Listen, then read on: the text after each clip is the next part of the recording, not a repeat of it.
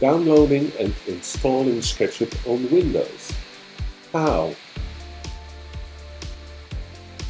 Open a browser and navigate to www.sketchup.nl/download/all. Find the right version and open the download folder.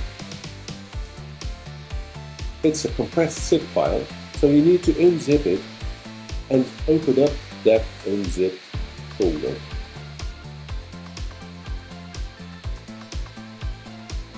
Inside that folder is the installer file. Now, right-click on it and choose Run as Administrator. Choose the right language and destination on your system.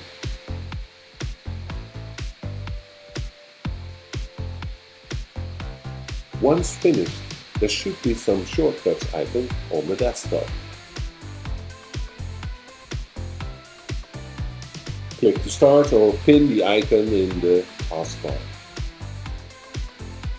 You need to sign the agreement when you first start the program. And you need to sign in with the email address that bought the subscription.